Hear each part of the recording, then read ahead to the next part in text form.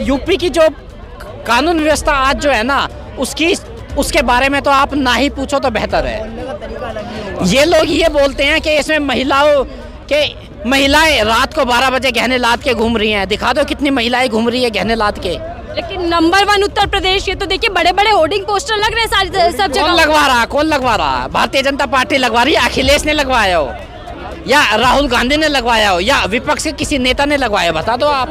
मुस्लिमों को कितना दे दिया? उनके तो बने बनाए घर तोड़ दिए। अरे मेरे भाई, उनके तो बने बनाए घर तोड़ दिए। अयोध्या में जाओ आप, अयोध्या में कितने घर उजाड़े हैं, जाके देखो एक बार। जो रहेगा भाई वो तो टूटेगा भाई। इलेक्शन भाई क्यों याद आते हैं? मैं तो कह रहा हूँ कि ये बाथरूम अवैध है, तोड़ो, मुझे कोई तकलीफ नहीं। आज नहीं कल अब तो कब टूटेगा? जब इलेक्शन आएंगे, जब टूट। नमस्कार, आप देख रहे हैं 4 PM में आपके साथ नफीसा खान। जहां एक तरफ पीएम मोदी आज प्रयागराज पहुंचे और सौगात कई करोड़ों की यूपी को देकर आए हैं, तो वहीं संसद के अंदर अखिलेश यादव और प्रियंका गांधी ने यूपी सरकार को पूरी तरीके से घेर लिया है। सवाल रवैया पर भी उठा दिया और क्या कानून व्यवस्था पूरी तरीके से ध्वस्त होती जा रही है यूपी के अंदर। ये तमाम पहलुओं पर आज संसद के अंदर चर्चा में अखिलेश यादव ने योगी आदित्यनाथ को घेरा। इसी को लेकर जनता से जुड़ते और समझते हैं कि आखिरकार पीएम मोदी और सीएम योगी आदित्यनाथ जब एक साथ यूपी के अंदर नजर आए और संसद में अखिलेश यादव ने साफ कहा कि ये कैसी चर्चा संविधान पर जो प्रधान जी सदन से गायब हो, तो चीज़ें जुड़ते हैं जनता से और समझते हैं कि क्या कुछ कहना है, क्या कुछ कहेंगे। पीएम मोदी देखिए बड़ी बड़ी सौगातें देकर आते हैं और आज प्रयागराज पहुंचे हैं, वहाँ सौगात देकर आए हैं जनता को। विकास के कार्य हैं वो बढ़ने वाले हैं। देखो मैडम, जहाँ तक विकास की बात है तो अच्छी बात है, देश का विकास होना चाहिए देश का विकास। पर मैं देख रहा हूँ कि देश का विकास कम, विनाश ज़्यादा हो रहा है, विनाश ज़्यादा हो रहा है। अब ये तो देखो इलेक्शन जहाँ भी होते हैं, क्योंकि अब यूपी में भी आएंगे तो पहले से ही तैयार है। बीजेपी है ना, बहुत तेज पार्टी है, पहले से ही तैयारी कर रही है।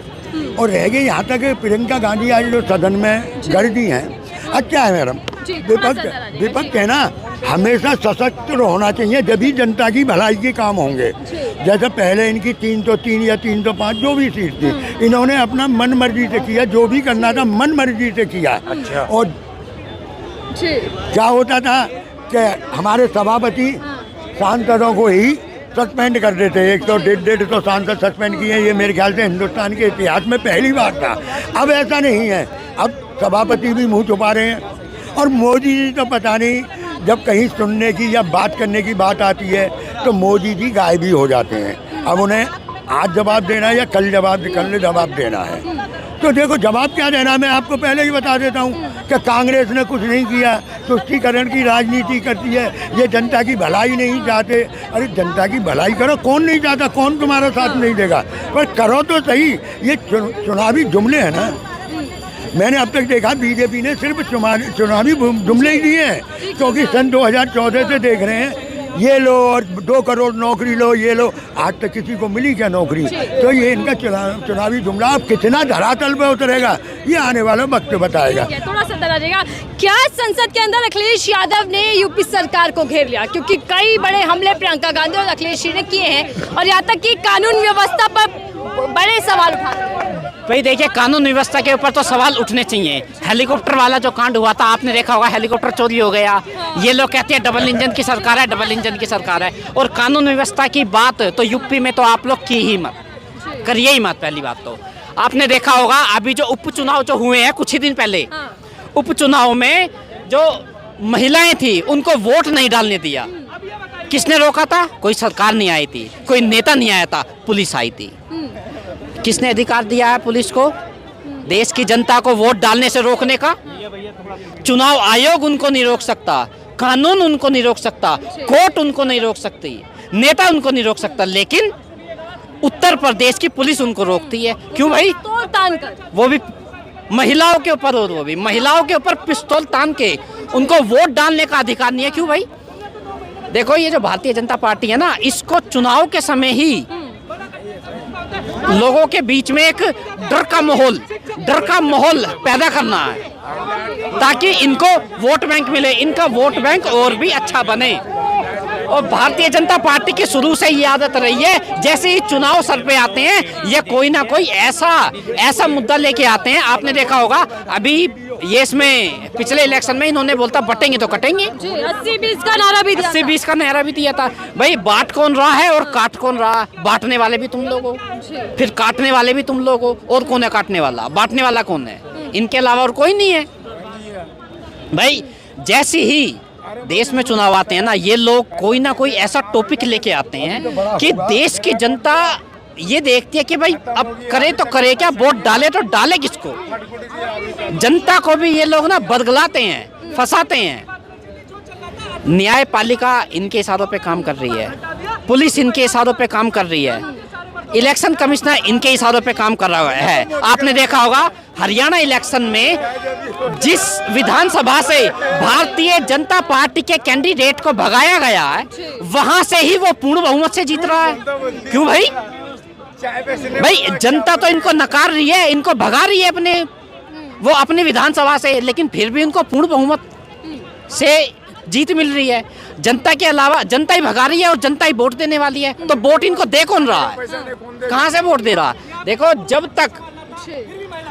तक इलेक्शन कमिश्नर निष्पक्ष नहीं होगा, निष्पक्ष होकर काम नहीं करेगा, तब तक ऐसा ही होगा और इसी तरीके के जुमले दिए जाएंगे। आपने देखा होगा चुनाव के दौरान कोई भी सरकार ऐसा बयान नहीं दे सकती, और ये मैं नहीं कह रहा हूँ, ये इलेक्शन कमिश्नर का भी वो है बयान और सुप्रीम कोर्ट का भी बयान है। विवादित बयान देना, हिंदू मुस्लिम में उलझाना, और कोर्ट फिर भी बैठा है, कोर्ट देख रहा है कि किस तरीके की ये लोग बयानबाजी कर रहे हैं, लेकिन फिर भी कोर्ट कोई संज्ञान नहीं लेता। लेकिन हाँ, अब कोर्ट ने एक संज्ञान लिया। आपने देखा होगा उत्तर प्रदेश में बुलडोजर बहुत ज्यादा चल रहा था, अब कोर्ट ने इनको नोटिस दिया है।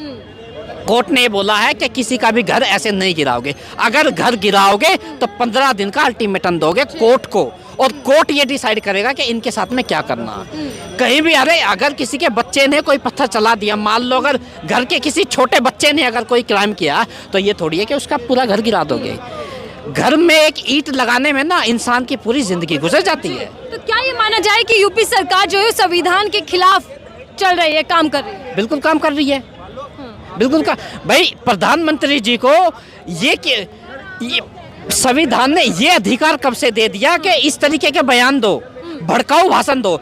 मोदी जी कहते हैं कि देश में महिलाओं का मंगलसूत्र खतरे में है, आपकी भैंस चुरा ली जाएगी। भाई भैंस हमारी कौन चुरा के ले जा रहा है? भाई हमारी भैंस तो अच्छी खासी चल रही है खेत में, हमारी भैंस तो खतरे में नहीं है। 70 साल से हमारी भैंस खतरे में नहीं आई, आज इनके होते हुए हमारी भैंस भी खतरे में है, महिलाओं भी खतरे में है, और ये लोग कहते हैं कि भैया डबल इंजन की सरकार है। अच्छा, आज अखिलेश यादव ने ये भी हमला बोला कि जो इंसाफ मांगता है तो उसको गोली मिल जाती है, उसको लाठियां मिलती हैं, लेकिन जो पुलिस वालों पर गालियां बोलता है, जो भगवान गमछा पहने गालियां दे रहा है, उसको सलामी मिलती है। बिल्कुल सलामी मिल रही है। आपने देखा होगा कि ये इसमें कावड़िया जो हमारे भाई गए थे, ऐसा नहीं है, भाई उनसे भी ना कुछ गलती हुई है, उन्होंने काफी गाड़ियों को भी जलाया है, तोड़ा भी है, ये भी तो कहीं ना कहीं उपद्रव है एक तरीके के। अच्छा, योगी आदित्यनाथ कहते हैं कि कानून व्यवस्था जो है ना इस टाइम पे वो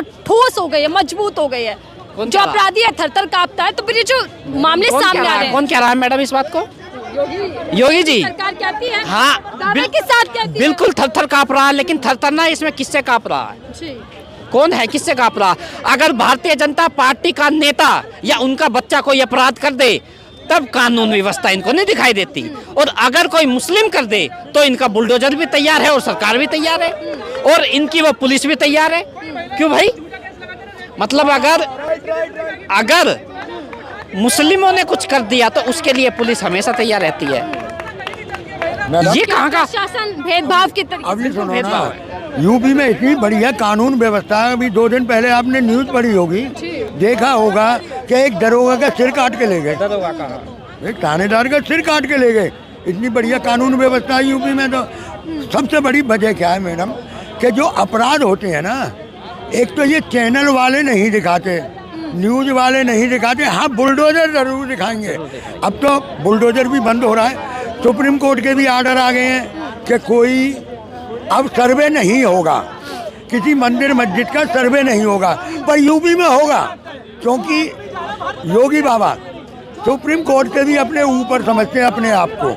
और जब तक ये लोग बाग ऐसे रहेंगे और ऐसी मनमानी करते रहेंगे तो देश का भला नहीं होने वाला। या तो सुप्रीम कोर्ट की बात मानो, सुप्रीम कोर्ट। केंद्रीय मंत्री तो बता रहे हैं ना कि बीजेपी जो सरकार है वो संविधान के हिसाब से चलती है और मान सम्मान संविधान का बीजेपी राज में ही है। मैडम एक बात बताओ, संविधान सिर्फ हिंदुओं के लिए है, मुसलमानों के लिए संविधान है ही नहीं। भाई कोई भी मुसलमान हो संविधान मानता हो तो बता दो, आप बताओ कोई आज तक मुसलमान संविधान मानता है? उनके अपने सारे अपने फैसले होते हैं। कलाम कौन थे? वो संविधान नहीं मानते थे, वो मानते, वो भी संविधान के देखो ना सर, वो भी संविधान के हिसाब से राष्ट्रपति बने हैं। जो हमारा प्रधानमंत्री को गाली दे रहा वो संविधान मान सकता है क्या? किस संविधान में लिखा है? वैसी ने गालियां नहीं दी है। कार्रवाई करो उसके ऊपर यार, कमाल होगा। गृह मंत्रालय इनका है, पुलिस इनकी है, रक्षा मंत्रालय इनका है, लेकिन फिर भी उनको गाली देने वाला घूम रहा है यार। हाँ अरे ठीक है। हाँ। संविधान को लेकर भी संसद में दो दिवसीय चर्चा चल रही है। आखिरकार संविधान का रखवाला कौन है, सत्ता पक्ष या विपक्ष? कौन है जो संविधान को लेकर अब खिलवाड़ करना चाहता है? देखो, संविधान के साथ में खिलवाड़ तो हो रहा है और भारतीय जनता पार्टी कर रही है। दूसरी बात मैं आपको बताता हूँ, अगर विपक्ष नहीं होगा तो सरकार अपना काम कैसे करेगी? देखो, विपक्ष का भी होना जरूरी है। आपको पता होगा विपक्ष ये इनकी ईडी और सीबीआई और ये इनकी पुलिस, इनका कोर्ट, इनकी सरकार, ये लोग विपक्ष के पीछे हाथ धो के पड़े हैं। आपने देखा होगा। संविधान को लेकर क्या सोचती है मैम? संविधान सही है, जो हो रहा कास्ट वास्ट के ऊपर है तो कास्ट का तो इतना वो करना नहीं चाहिए। आज का टाइम तो इतना आगे पहुंच गया तो कास्ट को छोड़ो, सबको एक साथ मिलकर रहना चाहिए मेरे अकॉर्डिंग तो। लेकिन क्या संविधान खतरे में है इस वक्त? भाई मैं न्यूज नहीं देखती, सुना तो है संविधान खतरे में। वैसे सब कास्ट को लेके झगड़ा करा। आपके हिसाब से किस सरकार ने ज्यादा काम किया? मोदी। क्या क्या काम किया मोदी सरकार ने? मोदी ने लड़कियों के लिए बहुत कुछ किया। यूपी में निकलना ये था हमारी शामली में, तो रात के टाइम कोई बाहर जाता नहीं था और अब तो लड़कियां भी खुल के घूमती है रात को। देखिए, आप तो महिला भी कह रहे हैं। यूपी सरकार ये दावा करती है कि महिला सेफ है, महिला रात दिन बाहर जा सकती है। गृह मंत्री अमित शाह कहते हैं कि गहने पहनकर भी जा सकती है। नहीं, ये अच्छी बात बोली है। देखो, शायद मोदी जी ने, मैं इलाहाबाद का रहने वाला हूँ, मोदी जी ने वहाँ पे रोड का विकास, आवास का विकास, सब कुछ दिया है। चाहे मुस्लिम हो, चाहे हिंदू हो, चाहे दलित हो, सब लोगों को दिया है मोदी जी ने। सभी लोगों को आवास दिया है, हर लोग पाए आवास। मैं खुद, मेरे दोस्त है बाबा ने बता रहे हैं कि काम सबके लिए और इसीलिए पीएम मोदी सौगातें दे रहे हैं। अरे भाई साहब सुन तो लो, मुस्लिमों को कितना दे दिया? उनके तो बने बनाए घर तोड़ दिए। अरे मेरे भाई, उनके तो बने बनाए घर तोड़ दिए। अयोध्या में जाओ आप, अयोध्या में कितने घर उजाड़े हैं, जाके देखो एक बार। अवैध जो रहेगा भाई वो तो टूटेगा। भाई इलेक्शन भाई क्यों याद आते हैं? मैं तो कह रहा हूँ कि ये बाथरूम अवैध है, तोड़ो, मुझे कोई तकलीफ नहीं। आज नहीं कल आज तो कब टूटेगा? जब इलेक्शन आएंगे जब टूटेगा। अखिलेश यादव भी आज कह रहे हैं कि ना तेरा है ना मेरा है, ये हमारा हिंदुस्तान है। आखिर इस हिंदुस्तान को बांटना कौन चाहता है? कौन है जो चाहता है कि अब दो संविधान बन जाए? बिल्कुल, देखो, ये जो देश है ये किसी एक का नहीं है, ये हम सबका है। आजादी के लिए हम सबने लड़ाई लड़ी है, किसी एक ने लड़ाई नहीं लड़ी है। ये वो आरएसएस वाले नहीं गए थे इसमें कच्छा पहन के वहाँ पे लड़ाई लड़ने के लिए। लड़ाई में योगदान सबका है। और प्रियंका गांधी ने भी कहा है कि ये भारत का संविधान है, संघ का विधान नहीं है, संघ का। क्या? प्रियंका गांधी कह रहे हैं कि भारत का संविधान है, संघ का विधान नहीं है जो अपनी मर्जी से। बिल्कुल बिल्कुल बिल्कुल। देखो, ये भारत का संविधान है। जो संविधान डॉक्टर BR अम्बेडकर जी ने बनाया है, ये भारत का संविधान है, ये कोई संघ का संविधान नहीं है। ये बात उन्होंने बहुत अच्छी तरह बोली है। और जो उनकी टोन थी आज पार्लियामेंट में, वो वाकई काबिल तारीफ थी। कितना नंबर देंगे? मैं तो 100 में से 100 नंबर दूंगा। और दूसरी बात देखो, मोदी जी का भाषण कहाँ जाएगा अगर 100 उन्हें दे? अरे मोदी जी का भाषण आजकल सुनी कौन रहा है? कौन सुन रहा है बता दो आप। मोदी जी ने YouTube चैनल खोला है और चैनल को ये बोला मोदी जी ने, मेरा चैनल सब्सक्राइब करे। यानी कि आजकल सब्सक्राइबर भी नहीं है, खुद बोल के हाथ जोड़ के चैनल सब्सक्राइब करवा रहे हैं अपने। तो इसमें अब आप ये देख लो कि मोदी जी की फैन फॉलोइंग कितनी है और उन लोगों की कितनी है। प्रियंका गांधी और अखिलेश यादव ने आज संभल से लेकर चाहे वो बहराइच का मामला, सारे मामले उठाए और यूपी सरकार के लिए ये हमला बोल दिया कि सरकार जो है वो कानून व्यवस्था को मजबूत नहीं कर पा रही। क्या ये राजनीतिक प्रचार था? क्या ये सिर्फ राजनीति चमकाने की कोशिश की जा रही है, फिर असलियत भी है? जी बिल्कुल भी नहीं। देखो, मैं इस बयान को ये देखता हूँ कि जो विकास के कार्य हैं उन पर तो जोर दिया जा रहा है सरकार की ओर से। डबल इंजन सरकार है अब तो। हाँ, डबल इंजन दिख रहा हो, कितना डबल इंजन है भाई। सरेआम दरोगा का सर काट दिया जाता है। अभी 2-4 दिन पहले ही वो डबल इंजन दिख रहा है। क्या कार्रवाई हुई है उनके ऊपर जिन्होंने सर काटा है? बुलडोजर अब क्यों नहीं चल रहा उनके ऊपर?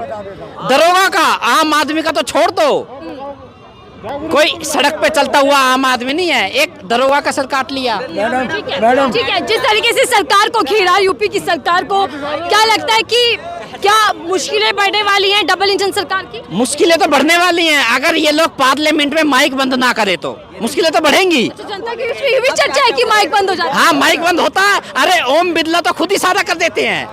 ओम बिरला खुद नीचे से इशारा कर दे, माइक बंद कर दो प्रियंका गांधी का, राहुल गांधी का माइक बंद कर दो। ये आजकल बहुत बोल रहा है, यही होता है। और हो क्या रहा है? नहीं तो उनको खुल के बोलने का मौका दो।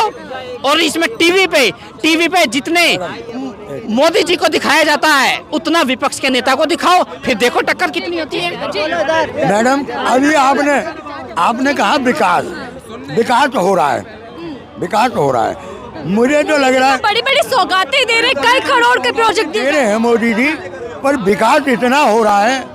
अब मैं पुरानी बातों पे आता हूँ, विकास उतना हो रहा है कि 500 साल 1000 साल पहले मस्जिदों को खोदा जा रहा है, भगवान को ढूंढा जा रहा है। भगवान है ना, जो भगवान हमने रामायण गीता में पढ़ा था कि जो भगवान धरती का भी सीना चीर के आ जाते थे और बाहर निकले आते थे, उन भगवानों को ढूंढा जा रहा है। ये विकास हो रहा है कि कहाँ मंदिर है और कहाँ मस्जिद है, ढूंढो। अगर यही विकास है, अगर इनसे कहने लगो ना विकास कि अगर वो 350 किलो RDX कहाँ से आया था पुलवामा में, आज तक कोई रिपोर्ट नहीं आई उसकी, पर इन्हें मंदिर मस्जिद की रिपोर्ट जरूर मिलती है। अगर इसी से जनता को लगता है कि भाई यही विकास है, तो मैं तो कह रहा हूँ कि हिंदुस्तान की सारी जमीन को खोद डालो, पहले भगवान को ही निकाल लो। के साथ ही और जनता से जान रही थी कि आखिरकार उत्तर प्रदेश के अंदर क्या कुछ चल रहा है, कानून व्यवस्था से लेकर प्रशासनिक जो व्यवस्था है उस पर जो सवाल आज संसद के अंदर अखिलेश यादव और प्रियंका गांधी ने उठाए, उसमें कितना दम है और जनता इन मुद्दों को लेकर क्या कुछ सोचती है कि आने वाले समय में अब चुनौती बढ़ जाएगी भारतीय जनता पार्टी की डबल इंजन वाली सरकार को। आपकी क्या राय है जनता के इस व्यू को लेकर, उनकी राय को लेकर जरूर साझा कीजिएगा। फिलहाल दीजिए।